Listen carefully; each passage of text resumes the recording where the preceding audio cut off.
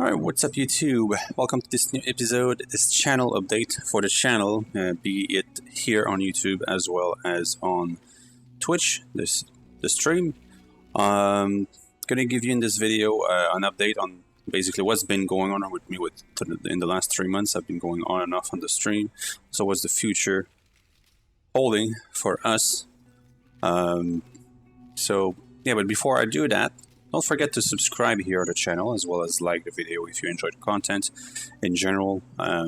Also, don't forget to follow on Twitch if you're interested in the streams. Although, as you'll see in the video, I'm not planning on streaming in the near future. So yeah, so let's get into it. There's going to be a lot more details about Path of Exile, but in terms of, I'm going to start with the stuff that has nothing to do with Path of Exile. So first, explaining what's been happening in the past. So I'm going to go back to May, actually to April, when Imperator Rome dropped. Actually, pre-release of Imperator Rome. I did 2 weeks, maybe 150 hours of Imperator Rome. I didn't play since then, so yeah, 160 hours in pre-release. Then the game dropped, and I wasn't interested in playing it anymore. And then the League of Path of Exile and Legion started in June, and then been doing this since then. I know that Imperator Rome got an update, pretty big update, in June. So yeah, what's going on? So I didn't do EU4 because no real new content in this year, and I don't have anything that I'm interested in doing that doesn't require new content.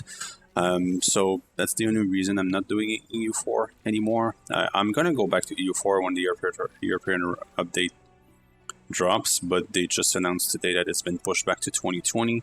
So there's that. There's gonna be a new update that's gonna come in soon, but it's mostly a bug fix and support for 64 bits. So I'm not gonna go back to EU4. I might be doing EU4 content if it strikes me as like this is something I want to do, but otherwise it's not going to happen.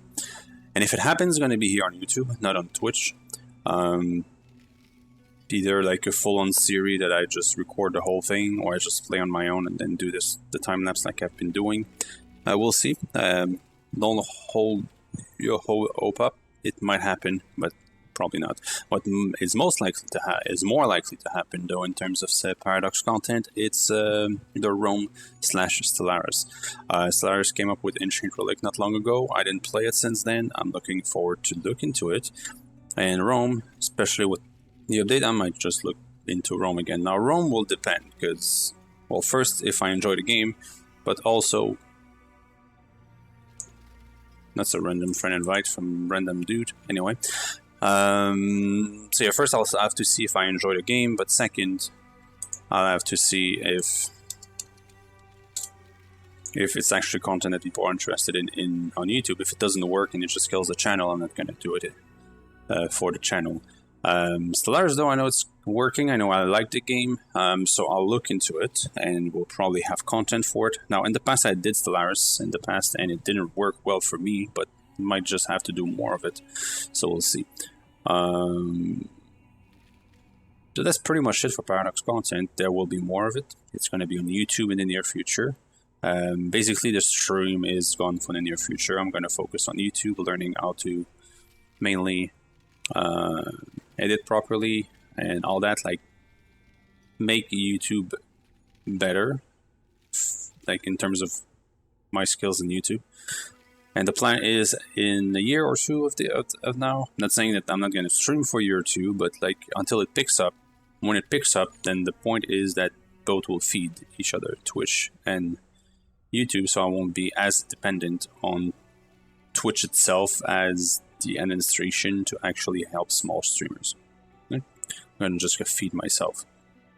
That's basically it. So what's going to happen with Path of Exile? So basically, I'm still doing Legion right now.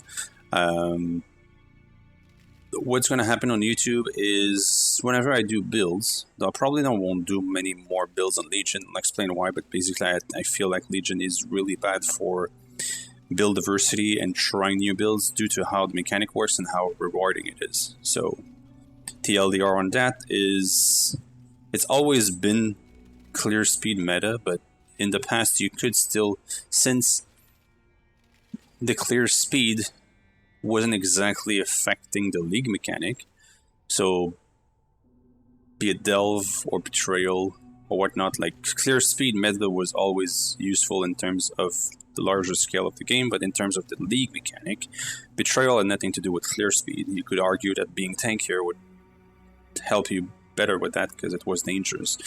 And like Delve, sure, clear speed helps a bit, but then eventually when you dig too deep, you want to actually be more survivable.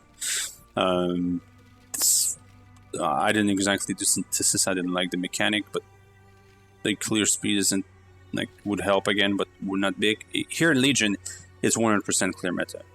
If you can't clear the Legion, you're not getting as much loot from it.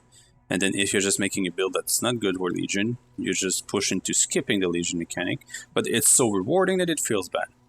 So it's my problem-ish, although I embraced it and just went for Tornado Shot build. First time ever. I always dodge that build because I feel like it's annoyingly broken in terms of economics. If you know what you're doing, it's stupid. But it works in the league. So we're doing a Tornado Shot build here. I'm not going to go through the build itself because it's pretty basic. Only thing different I do is here is Ire instead of Queen of the Forest. I just don't like Queen of the Forest. It doesn't feel right when you don't have the flask, so unless it's a Pathfinder, whatever. Also, I'm doing higher content than most people do right now with the white maps, like the Glacier / City Square / Burial Chamber.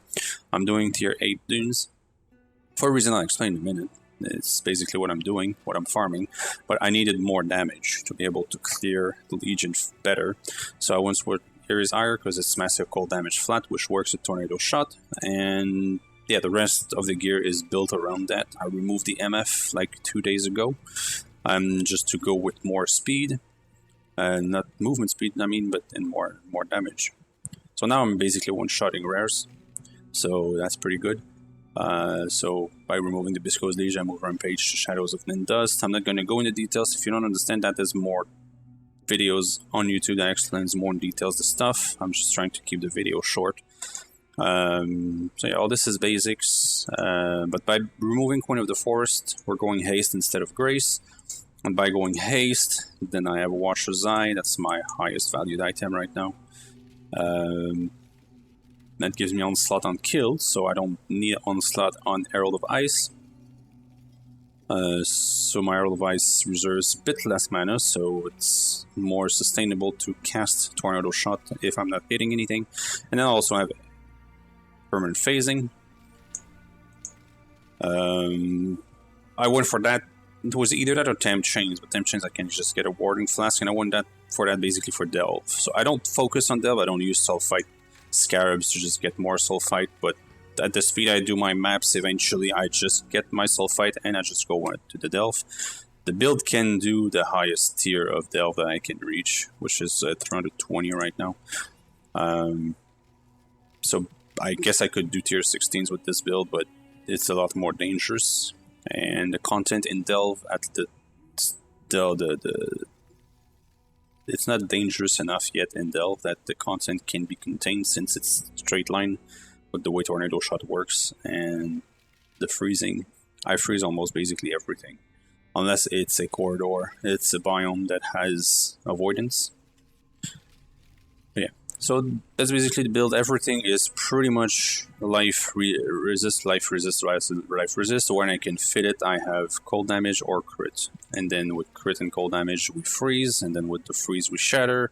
With the shatter, we get the quant here, but it's also how my survivability works. That's basically the build. Everything else is attack speed.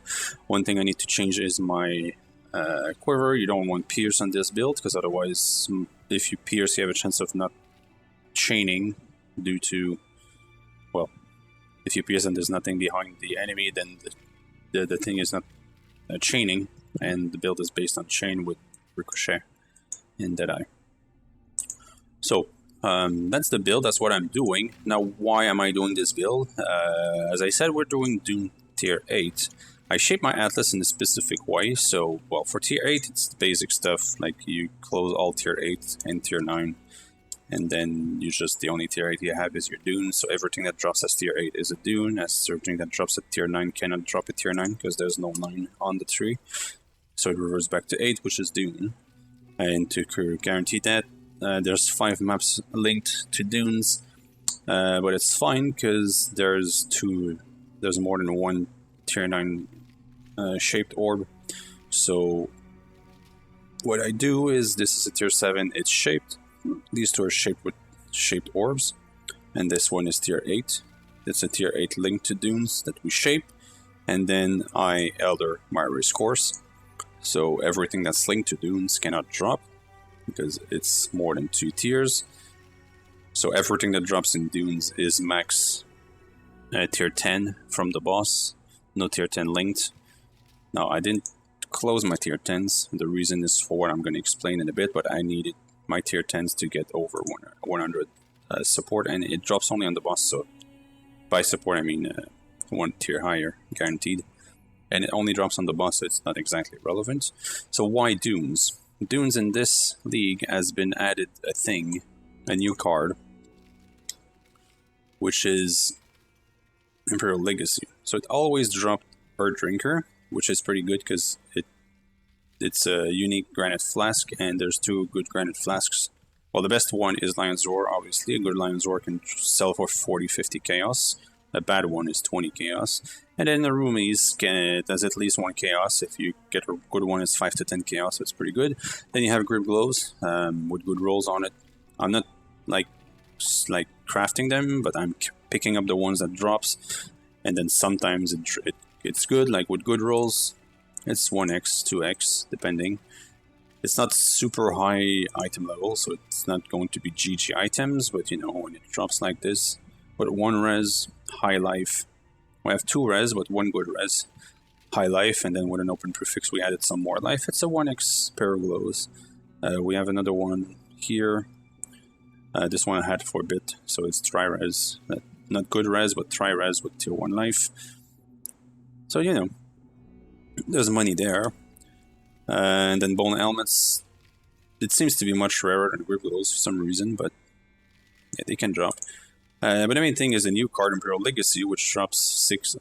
You need 22, so you need a lot, and it gives you a 6-link Imperial bow when you finish with the set. Now at 22 cards, and by my experience, I did about 500 dunes by now. It drops about 2/3 of the time. So if you do 20 maps, roughly between 10 and 15.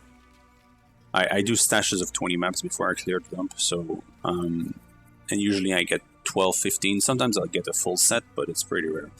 And what I do, I get the bows, and then I put them here, and it's called chance for a reason. When it's full, I'm going to chance it, and my idea is that there's only 2... Oh my god. Whenever I record, you have to go in your freaking box.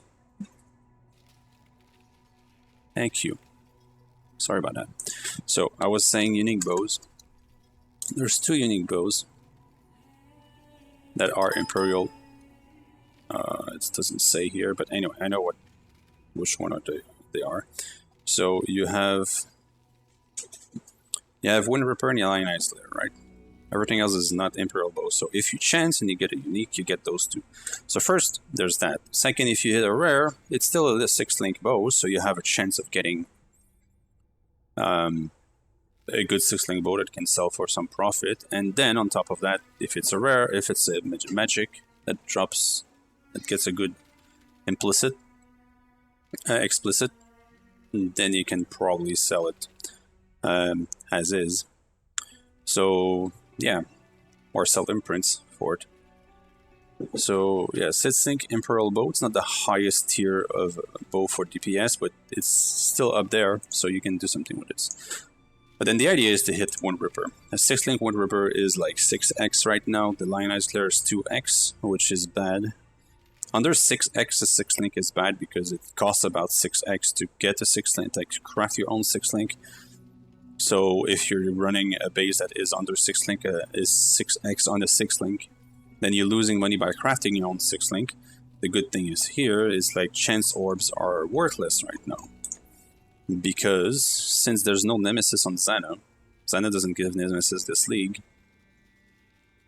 Nobody's chancing, because usually people chances for Headhunter by getting letter belts in an MSS map and then chancing letter belts until they get a Headhunter. But when you do that, there's 7 letter belts that are unique. All 6 other than a Headhunter are crap. So you need to do it a lot, which burns a crap ton of chances in the economy, which in turn means that the value of chances goes up. This league, there's no nemesis. Zana doesn't give any nemesis, so you can't just put nemesis here. So people are not chancing for Headhunters, meaning the value is going down. You're an average, you need 500 chances to get a unique. So with Headhunter, you'd have 1 chance in 7 per 500 chances on average to get.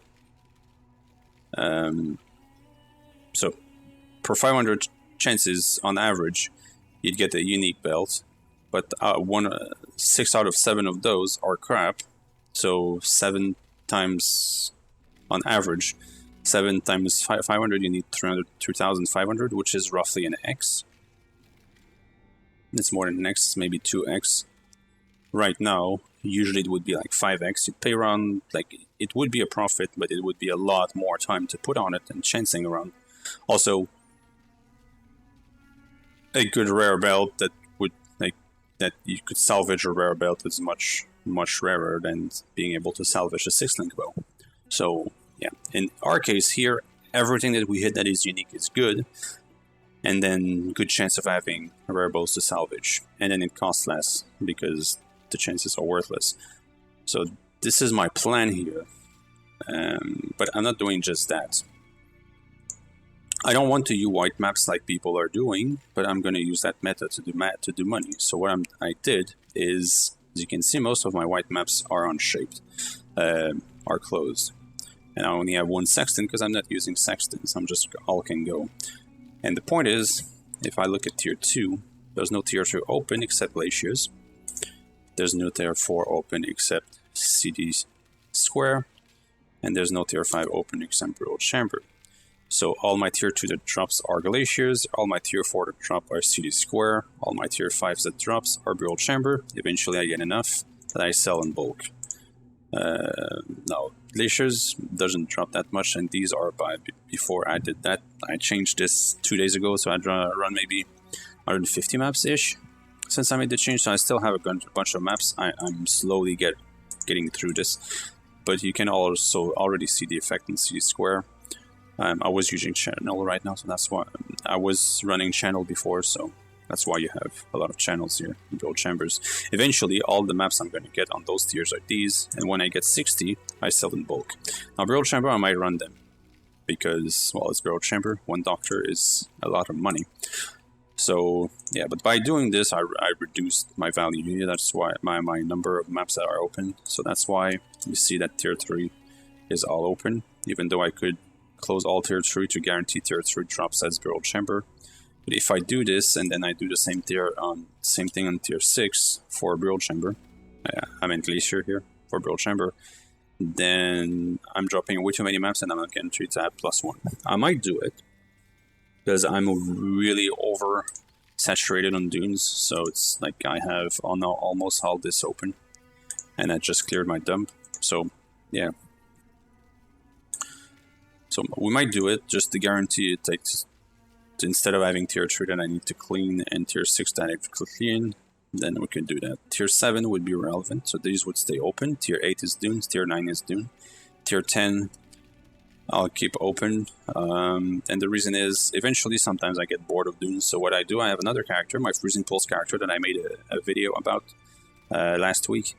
I've reworked to make it more single target. It still can clear, but the idea is that it's not a fast clearer. It can clear region pretty well, but it's tanky and it's focused on single target. And what I do is I do slow Elder race course. So another advantage of dunes is I Elder one of those maps. I decided on race course because being a tier 16, it's item level 83,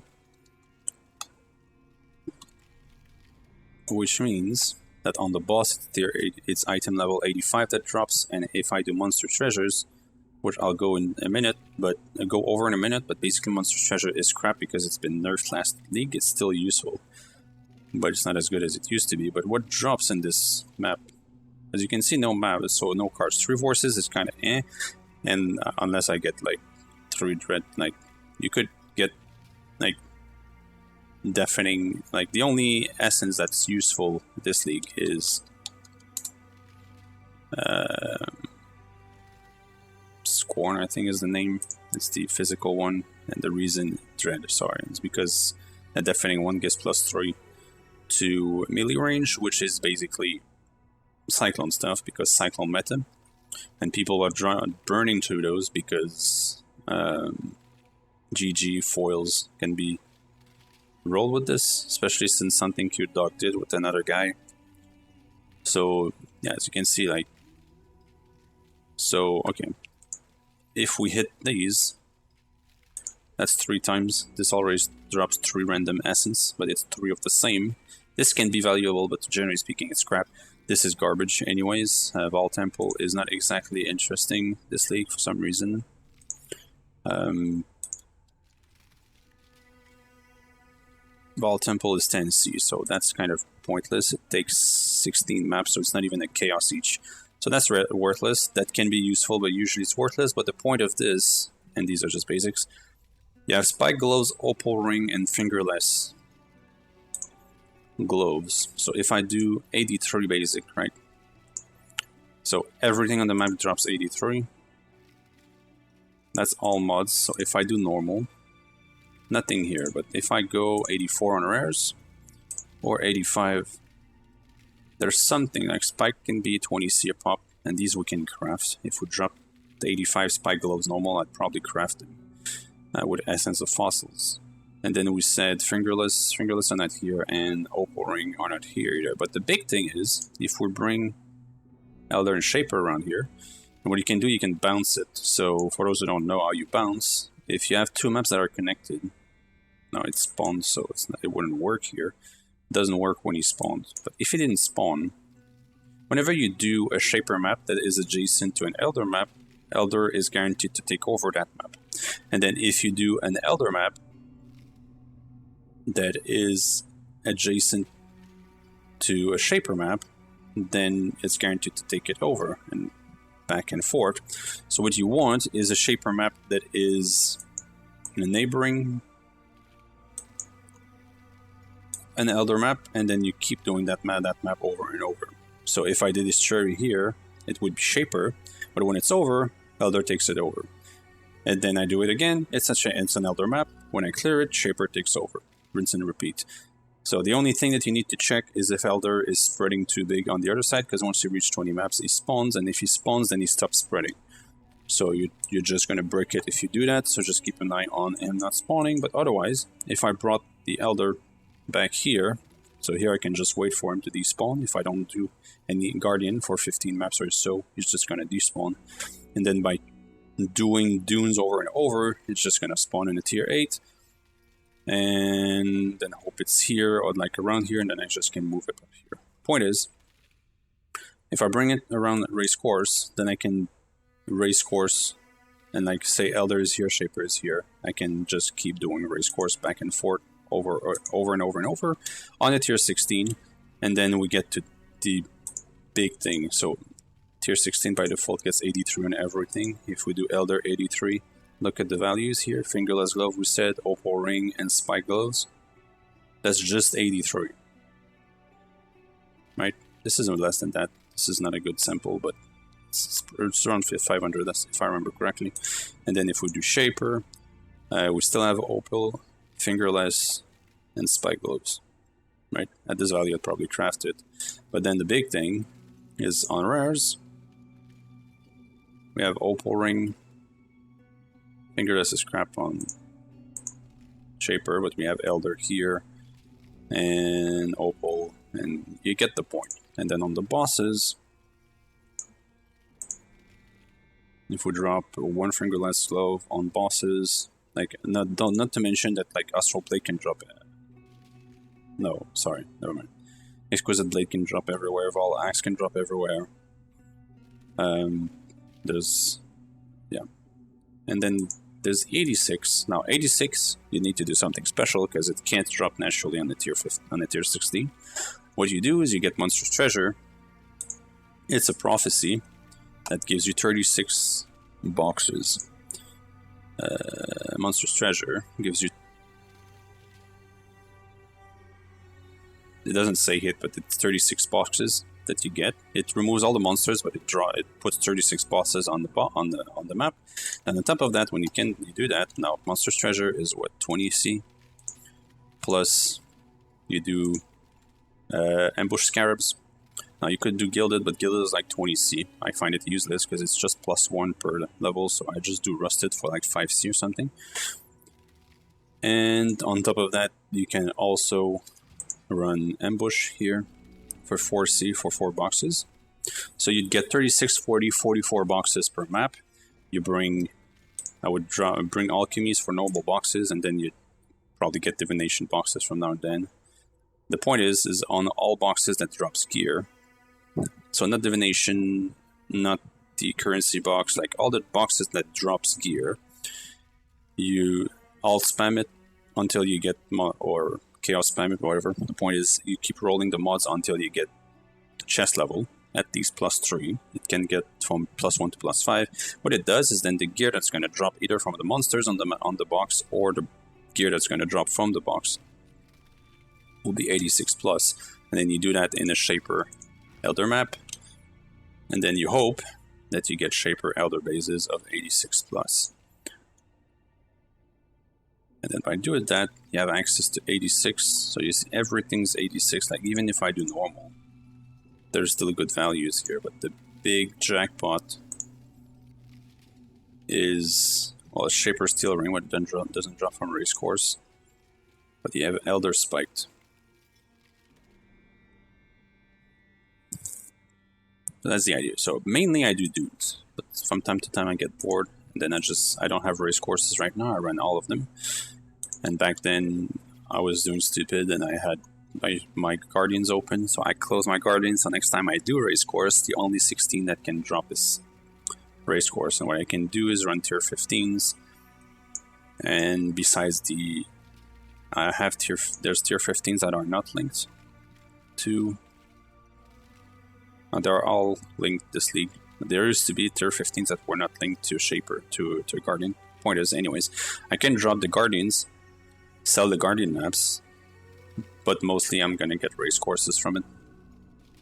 And yeah, that's what I do when I get bored of doing dunes all day. And then from time to time, I will do when I max out my soul fight, I'll go do delve until I'm out. I have Alva, I do my temples. Yeah, I do all the side contents. So yeah, that's basically what I'm doing. I've been doing well. Yeah, yesterday I got super lucky that 5x drops in like 3 hours of gameplay. But yeah, anyway. Just show you one map to show you the speed. So it's not like super like 500 movement speed bullshit with King of the Forest and like super insane. But it's good enough for me. I do maps in like 2 minutes.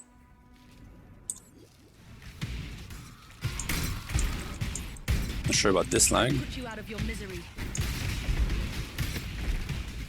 So what I do is just I go around the outer wall. Eventually I'll find the alcove that has the boss in it.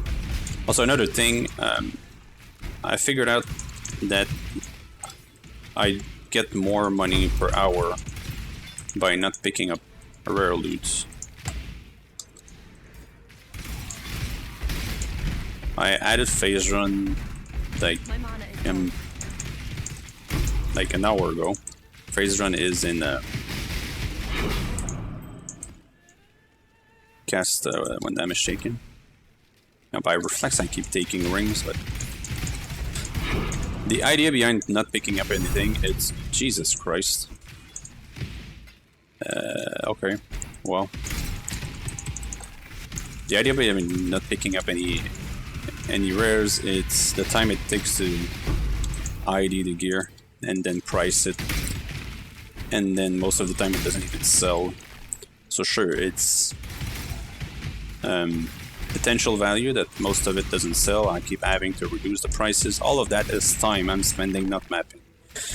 So I made a test of 100 maps where I pick up the loot,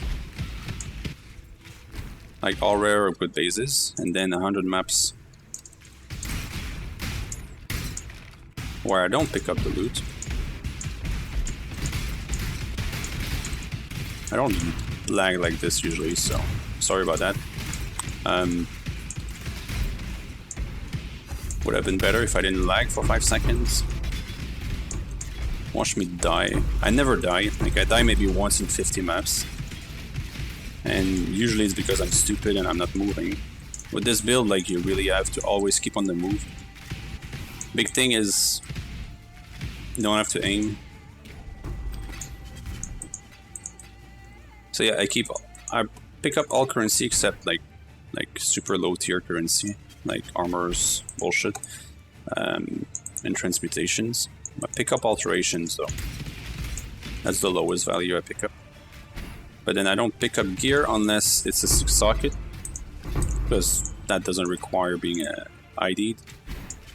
And the special bases like grip gloves and all that. So yeah, that's a map. It goes faster usually because I usually don't lag like this. And then I just drop everything. I do incubators automatically. Usually when I have 5 maps in my inventory usually, and when I get out I pop the map, and while the map loads and opens the portals I just drop everything here. And then eventually when it's full then I clear it up. The thing is if I pick up the gear to be ID'd, 20 maps is usually, by 20 maps I need to clear. So if I do 100 maps I need to clear 5 times, which takes a lot longer. If I have to ID gear, it takes me about 20 minutes to clear the thing and IDing everything. And then usually I end up having like 3 or 4 items that are worth something. When I don't pick up loot, except what I just said I'm picking up, I don't have to clear, like I clear twice maybe in 100 maps. And that's because if like the way I do it is I drop everything here. Eventually I'm too full, so what I'm going to do is pick up all the 6 sockets, turn them in for jewelers, and then drop jewelers here to bring up space, and then go back in. If I do that, maybe I have to clear once, maybe twice in 100 maps. And not only that, I have to clear less often, but not only that, but also when I clear the dump, it doesn't take as long because I barely have anything to ID. Only thing I have to ID is grip gloves and bone helmets and the rare Shaper Elder items. Now it's more if the Shaper Elder would be here. Right now the only Shaper Elder items I get is from Legion mobs. But yeah, that's what I do. And then I use CurrencyCop, which is this little app. You just have to look up CurrencyCop beta 15 on Google, and you'll find it on GitHub. And yeah, so what this does is you set up your account, and I have 2 portfolios, which are basically the same thing. This is everything I have in Legion, and this is just my dump tab. Didn't update for some reason. There's something in my dump tab at this point. Might be frozen right now. But yeah, that's the idea. So I just look here. I want to see all my... This is basically to use this. So eventually when I reach something reaches 1x in value, except chaos, I just turn it in. Like this I would do the emblem and sell the emblem, but like modulars, when they reach 1200-ish, I can sell them for an X. I do this for everything. That is not an item to be sold. The reason is X's are pretty stable. They're dropping since yesterday. Like 2 days ago, we were 175. Yesterday was 172. Right now, 170 for some reason. It keeps dropping a bit. But yeah, so that's what I do. Another thing you can do, and that's basically for your speed, it's PoE Map Watch. I used to use it. I don't use it that much anymore. It's frozen too. What the hell? So when you use Map Watch and you get the Map Watch the first time, you get to this, right? And then you choose File. Now I'm not gonna do it because you get to this. Now the pathing might be different for you because mine is on an SSD, but you get to